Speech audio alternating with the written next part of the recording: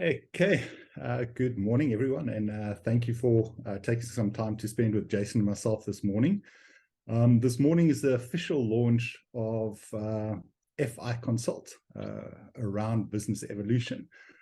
So over the time, we've had conversations with quite a few of you too, and we've been working for the last 5 or 6 months on getting this baby ready to launch. And today is the official discussion around it. And thank you very much for taking your time and being here with us. There's the next slide. So as we promised in our invitation, we do have a lucky draw. So we do want some interaction and comments on this. So it's not going to be a live draw. We'll do it afterwards. But if you can comment, raise your hand, ask questions, be with us doing this. All the businesses that are on today in our target group will go into a draw for 2 hours of consulting, including some of the documentation that we have been working on.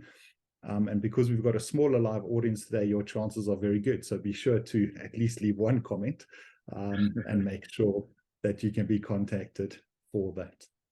Maybe let's also say, because we don't only have financial planning businesses here, but if it's another business that works with financial planners, perhaps we can, if they win it, we can work with one of their financial planning clients.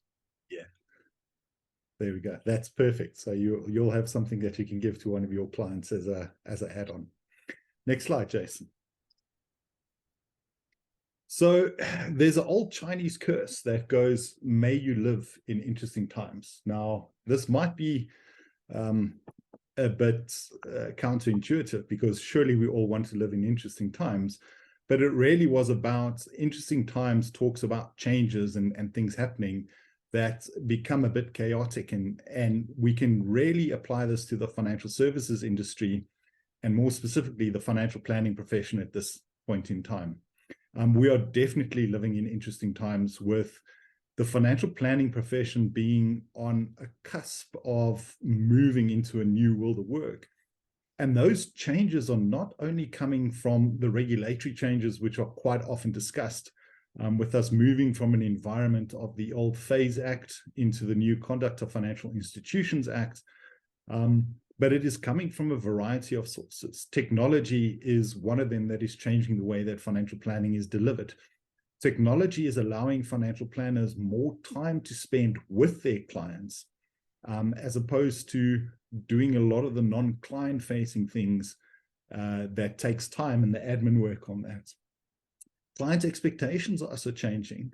We are seeing a shift in clients' understanding of what financial planning is, and we're going to talk a little bit about that shift today. But clients are definitely starting to see the value of financial planning outside of the products that financial planners offer and provide. The question is, with all of these changes happening, what have you been doing as financial planning businesses to prepare for these changes? Jason, next slide. And this is where we start talking about, as a business owner, there are various times when you hit strategic inflection points in your business. Now, a strategic inflection point is really a time in the evolution of a company where something happens which makes you need to look at a fundamental shift to either maintain your growth trajectory or to capitalize on the changes that are happening and what's moving forward. Now, this could be something that is internal. So it could be a time where a company has reached a particular point and has grown and needs to do things like start bringing in new staff members, where the owner and the starter, the incorporator of the company now needs to bring other people in because there's too much work for them to do. It could be external, and some of the external things that we've discussed around the regulatory change, the consumer expectations of technology, means that we do need to do changes as financial planning businesses and come in and re-look at our strategy and the way that we've done things. Now, generally at these inflection points, there's really 3 options that happen with a business. Number one, the business could adapt, innovate, and then grow. So they could take advantage of the changes that are happening either internally or externally and grow. They could chase tactics. So instead of thinking from a strategic viewpoint, it is reacting to the changes as and when they happen. And often what happens in this case, businesses would stagnate or even regress. Now, Michael Gerber, who wrote the E-Myth, looked at small businesses and why they fell, and he refers to this as a business becoming small again. So essentially you grow to a point and you decide, well, I've gone too far, I'm going to go back to my roots and become small again. Or you could not see the changes happening or refuse to change, which means that your business becomes obsolete. And again, we're seeing that in the financial planning profession. If we take an example of the way that products have become commoditized, and we're getting all these new ways that clients can get access to products. To use one of the tactics, clients can get products now when they're naked. And that kind of thing is taking over if you're purely product focused. So what does this mean for a financial planning business? Next slide, Jason. If we think about where financial planning has come from, financial planning started 60, 70 odd years ago, really as a better way to distribute financial products. And in fact, even if we look at where we are now, we are still stuck in that distribution of financial products. And a lot of places that use financial planning or financial advice refer to their teams as distribution teams. In fact, I would even go as far as to say as the legislation is still stuck in a transactional mindset. And the reason I say that is because we've got something called treating customers fairly. Now, I don't buy into the concept of treating customers fairly. And let's be very honest, it's not about the treating or the fairly part, it's that part in the middle about customers. When you refer to someone as a customer, it infers a very transactional nature in terms of what you're doing. So if you think about it, you're a customer of a retail shop because you go in, you complete a transaction, and that's where everything ends.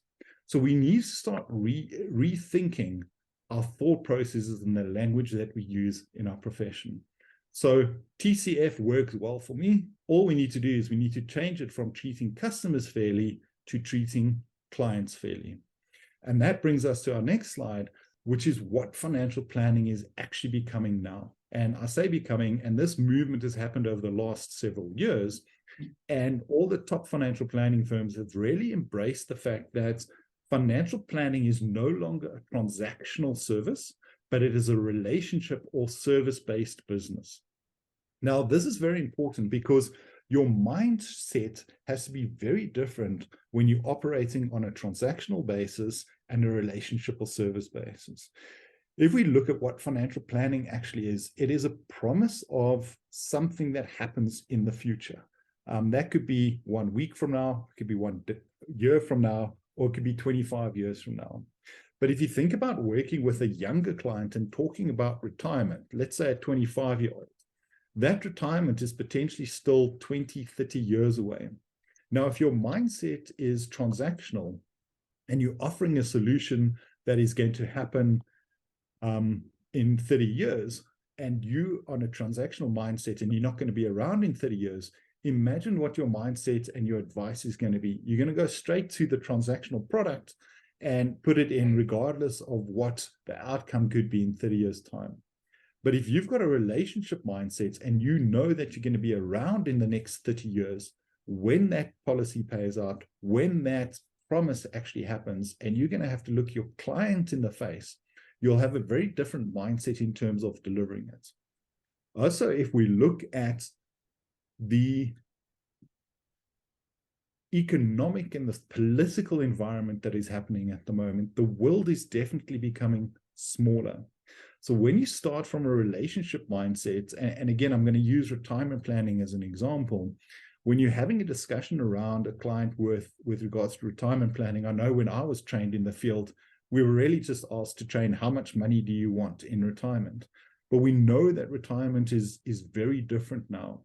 And with the world becoming smaller, retirement doesn't mean that the client is going to be in South Africa at the time when they retire. So that changes the discussion you have, because it's now not just how much money do you want, but what do you envisage your retirement looking like, from what you want to do to where you want to be in retirement. And that is going to change the advice that you give, because you're not going to just jump straight into, oh, well, let's give you a tax efficient retirement annuity for your retirement if the client tells you that they're going to retire to England because that's where their children or family is from. Thanks, Jason. So the question we ask is, are you prepared? And when we say prepared is, we have seen that businesses and where other businesses have gone through, particularly the regulatory change in Australia and England, the businesses have looked at this and made plans for the future, looking at different scenarios. So we know there's a lot of still uncertainty around the legislative changes. We've got an idea about what they're going to be, but they haven't been finalized. But if you start doing scenario planning and making changes, you're going to move from the wasteland of being left behind to an environment where you will grow and thrive as a business. So a service-based business is no longer about a financial needs analysis. And that's a subject that we can spend a lot of time on. What is a financial needs analysis? But it is more about a client engagement process and getting to understand the client, not about matching products, but finding solutions to clients' problems. So this is where FI Consult has been born. Jason, and next one. And FI Consult is really a business that is looking at saying, how do we provide solutions to financial services businesses which are struggling with the new change? Now, you might ask where the name FI Consult comes from. And this is, again, where we future looking. Because the term financial services provider, and we toyed with being financial services provider consult, and number one being a mouthful, we know that financial services provider is on the way out. So it's a term under the phase legislation, but under COFI, we are no longer going to have financial services providers, but we are going to have financial institutions. Jason? That's why we spelled financial incorrectly, because it's on its way out. Yeah, that was put in there purposely to see if people are paying attention. So thank you very much for that and picking it up.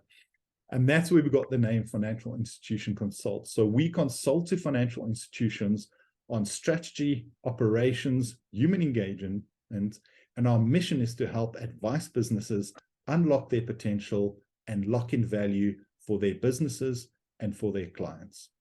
Now, this is all being a very nice theoretical discussion, and Jason is going to take over now and discuss more about how we do this. So over to you, Jason. Thank you, David. All right, so with all good ideas, the audience may ask, okay, great, well, how are you going to do it? And it's a very important question, because it's very easy to put up a sign on a building or a banner on LinkedIn and say we're consultants, because you don't necessarily need any top-notch qualifications. You just go into businesses or work with people and tell them what to do. But I think the profession is a little bit more sensitive to this, and there's a lot of pride in the industry. And we're working with professionals that, to a large extent, have been very successful. They've got a lot of experience, they have skill, their quality of work is impeccable, and they're not looking for someone to sit around the boardroom table with them in person or virtually and just throw words at them. They're looking for some real value. So it has to come down to, how do we do this? And this is where David said we've been thinking about this and structuring it for the last 5 or 6 months. We actually had the idea over a year ago. The true origin is David came to me for personal coaching because he knew where he was and he knew where he wanted to be, and he was going to make a move. And I remember one of the things, he had a 5-year plan, and I said, why 5 years? Let's make it 6 months. But that as with all good ideas, and I'm not about to quote Michael Tyson and something about being punched in the mouth, but all good ideas, once you're in motion around them, the direction and the strategy could change. And we had ongoing discussions, and through the discussions and the consistent communication, the idea to help financial institutions was born, even though predominantly for the last almost 4 years, I've been incredibly focused on coaching, whether into financial services business with financial planners or otherwise, but I've maintained incredibly strong links with the financial services industry. And I've always, before leaving employment and to this day, said that one of the legacies I want to leave is the professionalizing of the financial planning industry. And that's where David and I really overlap. And that's where we believe that together, and with the help of others, we can make a difference in this industry. So can you still see the presentation? I'm just hopping between chat as well over here. All right, so the way we do this is really through strategic partnerships. And that's, of course, with advice businesses that are established and successful, and they're asking what's next. And for those of you who know my background, you may know that I worked with a lot of these businesses. I used to describe it as catching them on the way up. And David didn't necessarily consult into these businesses, but he worked with them as well. And these are businesses with well-qualified people, significant revenue, good experience and skill, but they kind of hit the ceiling and they're asking what's next, and they need help, as are growing businesses, whether they be small or medium, and they have their eyes on some kind of target. They have growth expectations. They want to scale, but they're asking who and how do I do this? And this is where we really come in. We catch them on the way up. So going back to David's slide earlier, it's where these businesses have reached one of the many inflection points that they will reach over the years, also known as plateaus, where they grow and then they plateau and then they have to make a choice. They're faced with decision and they have to take actions. So our relationships are with those that own and lead and manage these advice businesses. They often need some version of an executive team, but they certainly need some degree of objective counsel. You know that a lot of individuals, whether in financial services or any other profession or industry, are working in the business so much that they're often blind to the strategy and direction of the business. They're so in it that they struggle to step out and look back in and see it as a third party objectively. So the work that we do from a consultative perspective is that we engage in conversations for exploration, possibility, and action, which is really a coaching model where we use that approach in and on the business to move through a flow or a process in arriving at taking action and making a difference. So effectively, we're working with them around the thinking and the planning and the execution of everything that they need to or want to do to grow and scale, or scale back, by the way, their businesses.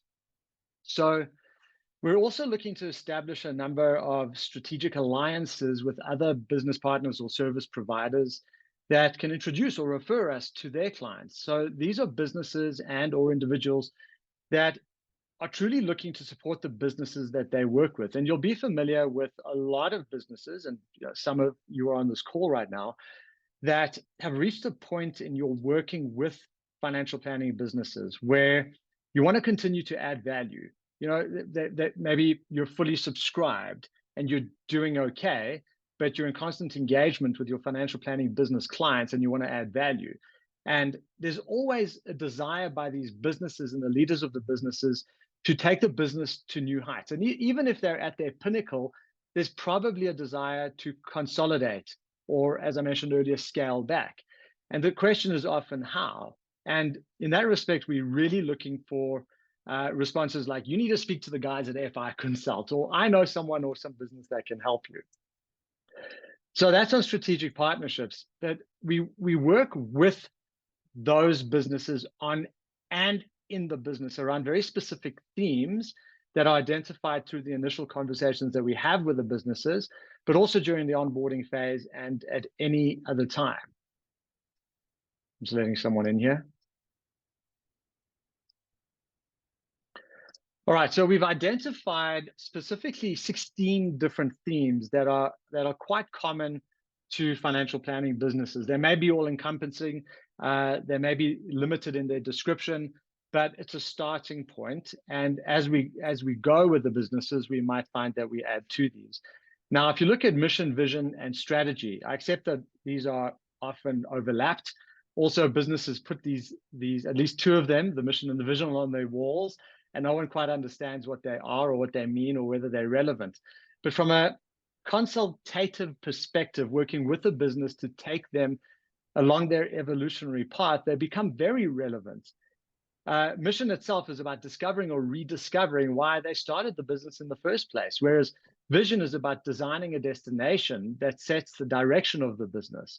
Strategy, we believe, is far more practical, where we, in fact, sit down with a business very early in the beginning, and we create a functional type of strategy that binds every aspect of the business in pursuit of that vision that they come up with. It doesn't always happen in this order. Sometimes the strategy happens and the vision comes from that, or vice versa. It's sometimes messy, but in the end, we work on and with various parts of the business to move them forward. A big part of what we do is business management, which includes things like information and systems and processes that support the business operations. Financials are very important because you got to have a clear picture of where the business is and where it's going. And when I've worked with the likes of Action Coach or other business coaches into other industries, the first thing they do with a business is sit down and go, show me your numbers. And most businesses, most leaders of businesses, especially medium size, don't know their numbers. And if you don't know your numbers, it's very difficult to plan on the information that you have or don't have. Technology is incredibly important. It's about enabling hardware and software that enables businesses and clients. And you're all too familiar with this. This drive to aggregate software is something that I was speaking about in a presentation to IFAs just 2 weeks ago. We all want technology that speaks to one another, which doesn't happen too easily. We're making, as an industry, making good strides in this respect, but technology is ultimately enabling, not just from a business process and systems perspective, but from a client experiential perspective as well. From a people perspective as a theme, it's about recruiting and growing good people to create a culture that supports the business objectives. And what we find too often in the financial services industry is that businesses bring in the wrong people, often to save a few bucks. They're unqualified or they're cheap, and there are reasons to justify it, like we're giving these individuals the opportunity to learn. But what they're doing is taking away the opportunity of the business to succeed by putting in people that can't or don't perform. And then financial planning, that's somewhere where, with the clients that we have and the clients that we're going to have, we will be spending an unbelievable amount of time creating and delivering a differentiated, professional, client-centric value proposition, because it is the experience that get clients in and get clients back. Advisor remuneration, we've already spent some significant time over here trying to create and understand fair and effective ways of attracting and retaining quality advisors. We've built a remuneration model. We've consulted on this model. It's not set in stone. It's something that we speak to businesses about, and then they can apply it to their business. But it's not just about, we've got to move away from the old insurance idea of bringing advisors in for commission only. But then is it a salary thing only, or is it a hybrid? Because what are the incentives to stay with the business and so on? So there are a lot of considerations in this seemingly simple discussion around advisor remuneration. But ultimately, you want to get in the right advisors or the right individuals that can help you to grow your business, working with the right clients that your business wants to focus on. Client fees is another huge discussion.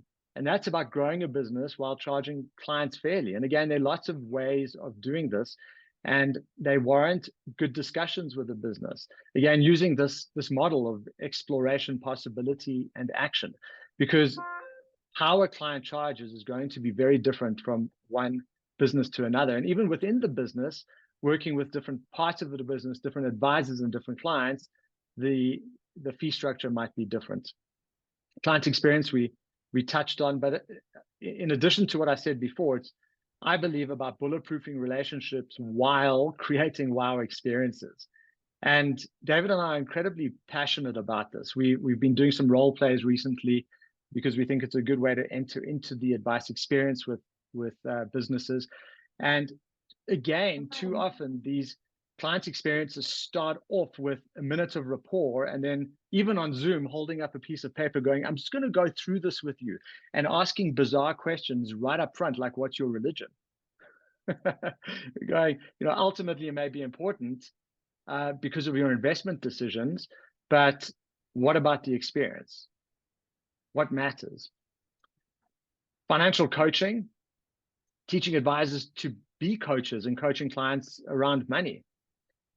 Marketing and communications for a business that's still growing and wants more advisors, a bigger building, more revenue, more AUM. How are you going to go and find those clients? And if it's not just about upping your number of clients, but getting more of the clients you want, how are you going to do it? What is the strategy? Which leads us to business development, which is creating new and exciting business opportunities. Now, even I focus a lot in this area, but the focus generally all over the world in this profession is around how individual financial planners can go out and develop business. But at FI Consult, we're changing the focus a little bit to how the business can create a development function to create opportunities for the financial advisors to connect with potential new clients. And we believe that that's in itself differentiating. And this question of scaling back, because it's not always about growing the business to a point of scaling the business. It's often about scaling back the business. Yes, not as often, but still often. You know, I've got 2,000 clients, I only want 500, but of those 500, only currently have 50 of the clients I want. How can I get another 450? And I'm 60 years old. Similar example to a real one. And then the last one, just as an example of a theme, is governance and compliance, where David spends a huge amount of time and has a great amount of passion. As you can see, I'm handing that over to him every time. But you know, there are good debates to have in this space around what business leaders think they need to do and what they can actually do. And there's a lot that one can do, which makes things a lot easier. But remember, the compliance companies are on retainer, and they need to keep creating the perception, true or not, that they're creating value within that retainer. So they're going to look for ways to have you get more and more and more and more compliant. But once you're compliant, and then you just got to keep up. So the consult is important, but let's not complicate the issue around compliance. All right, so let's have a look at the business behind the advice then. And the question that we ask here is, who's advising the advisory businesses? In our opinion, no one, which is not entirely true. There are a few, but within pockets of very specific excellence, specific areas and themes and genres. Example, I think compliance is a very good example of that. So there's some support for advisors internally and externally, but FI Consult focuses on the business, not the advisors, but the business. The advisors will fall into that consultation and they will benefit and they'll be part of the work. But we focus on the business and the business needs so that the business can evolve. Our payoff line is business evolution for a reason. We want to evolve the businesses that we work with. And as a result of that evolution, everyone and everything in those businesses will evolve as well. And as a result of all of that, the business will experience positive changes in their people, their systems, and their processes. So who are we? I think everyone watching this live or the recorded version knows me and David to some degree, especially David. He's somewhat famous.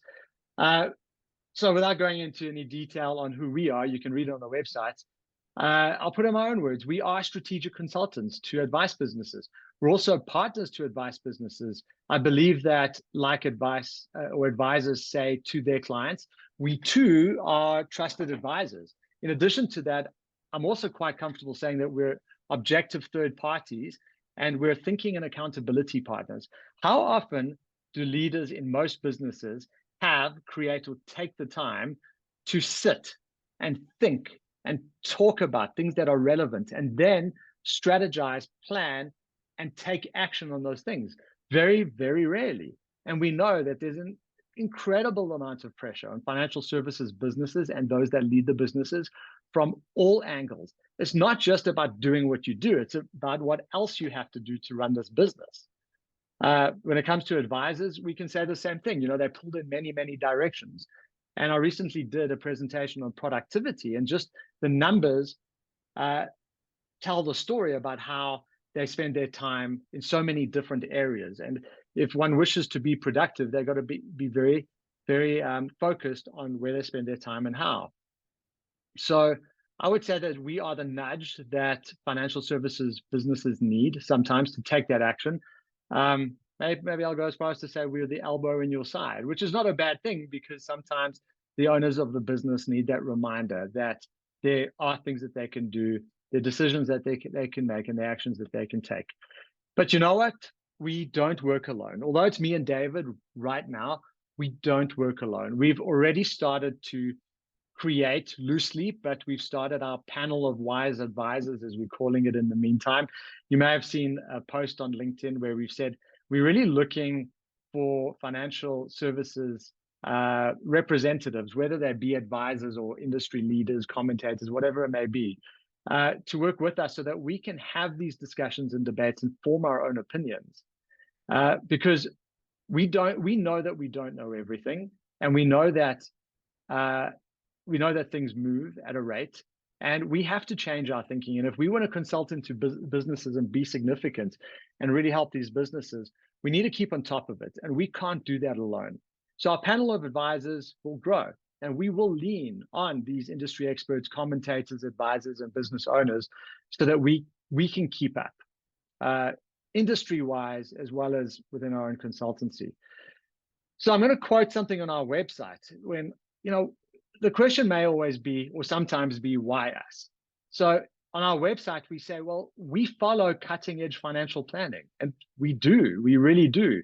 We may not be client facing, and we may not own, as it will be called, a financial institution, but we are in it. We are at the conferences. We are CFPs. We keep up with everything. We are in the circles. We are as much in it as anyone that owns a business or anyone that is a financial planner. We keep up with international trends. We're immersed in the local environment. We're connected with the leaders, the influencers, and the trendsetters, we believe, especially across the combination of me and David. And we develop our own content and form our own opinions, which is very important, because as a consultant into financial services businesses, we have to have our own opinions. We're not representing those of other people. We'll lean on others for learnings, but we have to lead to a large extent. That being said, we're also 100% independent. We're not sponsored. No one's paying for us. We're not obligated to represent any particular person, business, institution, or way of thinking. And as a result of that, and I'm still quoting the website, we're not bound by institutional red tape, which is a problem. And we're not bound by legacy beliefs and thinking, which is still something that exists in this profession, that is for sure.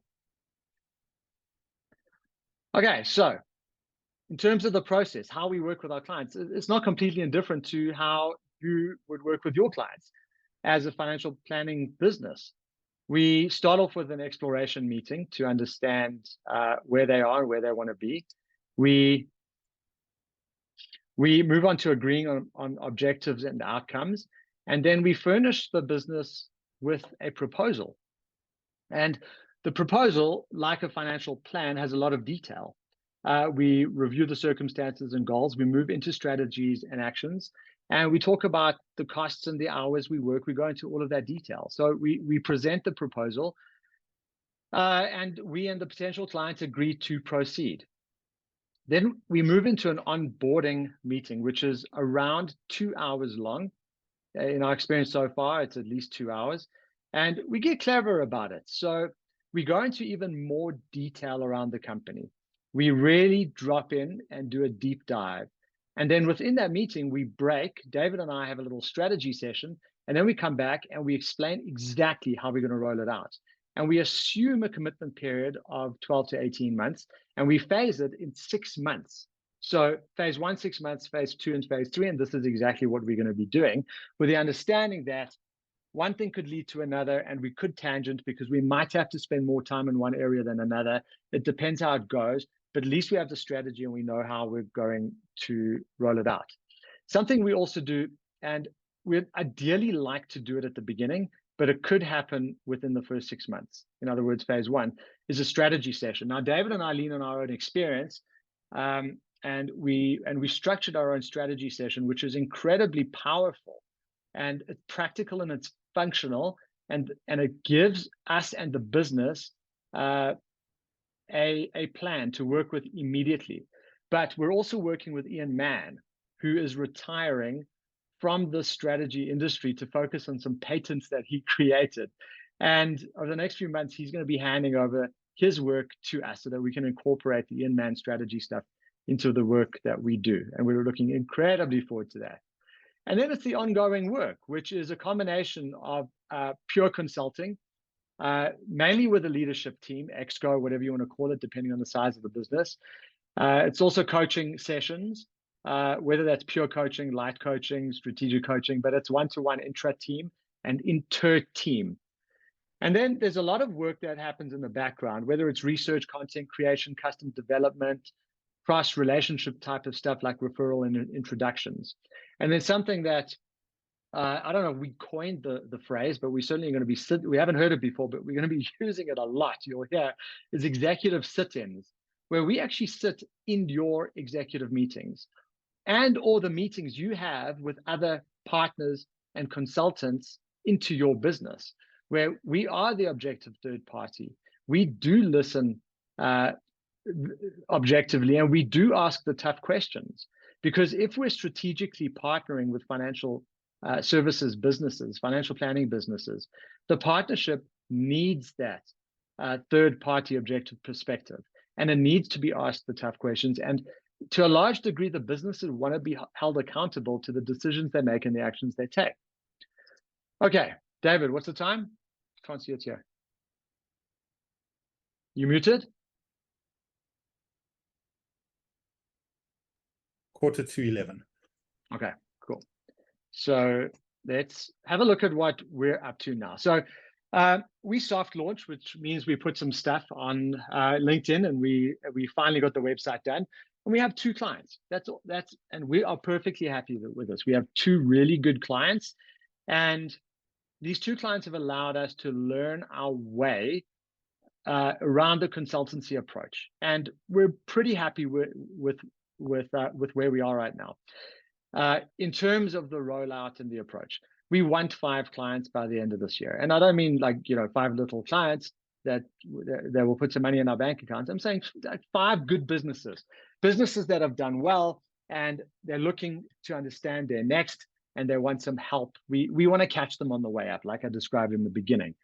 We're connecting with a lot of key players and potential clients. We're getting our name up there and having lots of conversations with lots of people, which is direct clients and other industry players that are connected with our potential clients. So right now, it's really pure consulting with an element of coaching, which David and I will bring in various ways in our own approaches, leaning on our own backgrounds and our skills. We're also doing some customized development work. In other words, where the company says to us that there's something that they need, or we tell them that there's something they need. In other words, we identified a gap. We will work with them to customize some of those gap fillers. David and I are doing FPR webinars. David this week Thursday, me next week Thursday, and it all has to do with business evolution. So some of David's is based on the idea of what promulgates FI Consult, but we're going deep into what it takes to take a business from where it is to where it needs to be. We're also deep diving into subjects like advisor remuneration, the client charging and fees, advisor productivity, which is the presentation I did 2 weeks ago, and building a world-class paraplanning team, which is something so many businesses need, but they don't know how to do it. And we're also paying a lot of attention to things like strategy and just refining the strategy so that it works for the businesses that we run the strategy sessions with, including scenario planning. And we're also focusing a lot on behavioral coaching and this client onboarding process, because that's very, very important, because how we start is how we continue is how we end. So the onboarding needs to be good, and we believe that we've got it down. We just need to continue. All right, so speaking of continuing, we continue to develop our own thinking and ask questions and listen to others and form our own opinion and turn that opinion into content. So what's coming next? Well, I think our inflection point is probably going to be 2023 into 2024. And we're looking at what that means for us, what choice we're going to be faced with, how we need to adapt and innovate so that we can grow and scale the business. So the obvious thing for us is that next year we want more clients, probably focusing on medium-sized businesses, but we'll certainly work with really large businesses. And we will certainly look at small businesses in specific ways as well. It's important to us next year that we bring on a researcher, and we'll bring on at least one more consultant, at least. We're not making any commitment for more than that, but at least one more consultant. We want to expand our panel of wise advisors, and we're going to be reaching out to people as and when and inviting them to join. It's not going to be fixed. It's not compulsory monthly meetings, but we'll have our panel, which is a list, and we'll invite everyone to these sessions and have them participate. We'll run focus groups, we'll have our own masterminds, and we'll have our own internal think tanks. They're very different from focus group to mastermind to think tank. They all offer different benefits and to both us and the businesses we work with. Okay. And then from a themed content perspective, we'll continue to deep dive the themes that we've identified and are working with, but we'll also take those themes into businesses, position them, discuss them, debate them, customize their application so that the theme itself makes sense to the business and starts to make a difference in the business. Something else we're doing, and we'll be doing over the next year to year and a half, is creating blueprints. So this is departing slightly from the pure consultancy, but blueprints around certain themes that are important to businesses as they grow. For example, the paraplanning team thing. And also, let's imagine there's a business there's an individual or group of individuals that want to start the financial advice business from scratch. But what do? From beginning to end, how do you start a financial advice business? From getting the license to recruiting the people, to systems and processes, to building the paraplanning team. And blueprints will be created for things like this. And then keynotes and workshops. All right, so if you don't know who we are, where we are, you can find us here. David and I thank you very much for being a part of this today. We're excited and proud to play our part in the industry and really make a difference. We'll always have a combination of people attending anything we put on. It's going to be financial planners, financial planning businesses, and people and businesses connected with those financial planners and businesses. And we welcome all of you because you're all clients of ours or potential clients one way or another, and referring or reflecting back on the legacy that we want to leave, that's professionalizing in the industry. And we want to work with everyone that we can to make a significant dent in the industry in that respect.